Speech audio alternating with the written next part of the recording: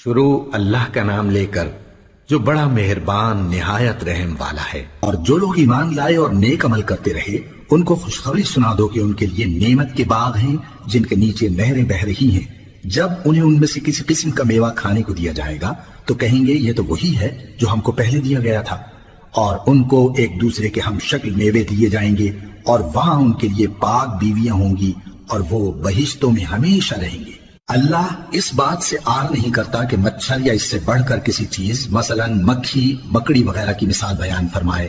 اب جو مومن ہیں وہ یقین کرتے ہیں کہ وہ ان کے پروردگار کی طرف سے سچ ہے، اور جو کافر ہیں وہ کہتے ہیں کہ اس مثال سے اللہ کی مراد ہی کیا ہے۔ اس سے اللہ بہتوں کو گمراہ کرتا ہے اور بہتوں کو ہدایت بخشتا ہے، اور گمراہ بھی کرتا ہے تو نافرمانوں ہی کو، جو اللہ کے اقرار کو مضبوط کرنے کے بعد توڑ دیتے ہیں، اور جس چیز یعنی رشتہ قرابت کے جوڑے رکھنے کا اللہ نے حکم دیا ہے اس کو قطع کیے ڈالتے ہیں اور زمین میں خرابی کرتے ہیں۔ یہی لوگ نقصان اٹھانے والے ہیں۔ کافروں، تم اللہ سے کیوں کر منکر ہو سکتے ہو؟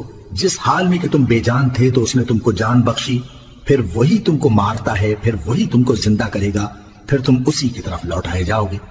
وہی تو ہے جس نے سب چیزیں جو زمین میں ہیں تمہارے لیے پیدا کی، پھر آسمانوں کی طرف متوجہ ہوا تو ان کو ٹھیک ٹھیک 7 آسمان بنا دیا، اور وہ ہر چیز سے خبردار ہے۔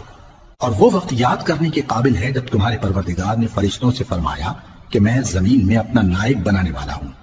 انہوں نے کہا کیا تو اس میں ایسے شخص کو نائب بنانا چاہتا ہے جو خرابیاں کرے اور کچھ تو خون کرتا پھرے؟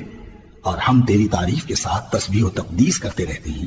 فرمایا میں وہ باتیں جانتا ہوں جو تم نہیں جانتے۔ اور اس نے آدم کو سب چیزوں کے نام سکھائے، پھر ان کو فرشتوں کے سامنے کیا اور فرمایا کہ اگر سچے ہو تو مجھے ان کے نام بتاؤ۔ انہوں نے کہا تو پاک ہے، جتنا علم تو نے ہمیں بخشا ہے اس کے سوا ہمیں کچھ معلوم نہیں، بے شک تو دانا ہے، حکمت والا ہے۔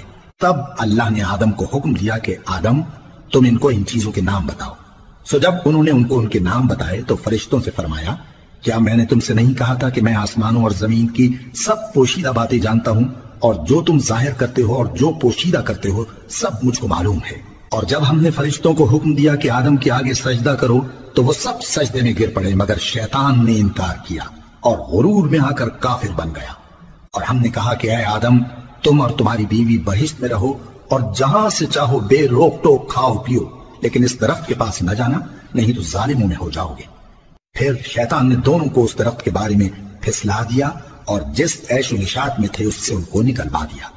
تب ہم نے حکم دیا کہ بہشت بری سے چلے جاؤ، تم ایک دوسرے کے دشمن ہو، اور تمہارے لیے زمین میں ایک وقت تک ٹھکانہ اور معاش مقرر کر دیا گیا ہے۔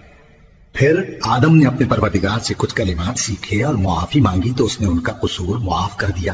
بے شک وہ معاف کرنے والا ہے، بڑا مہربان ہے۔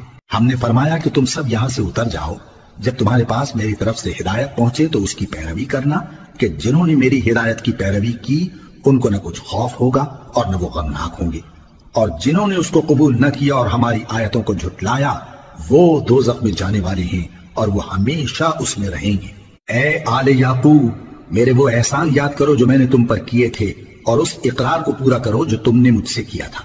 میں اس اقرار کو پورا کروں گا جو میں نے تم سے کیا تھا، اور مجھی سے ڈرتے رہو۔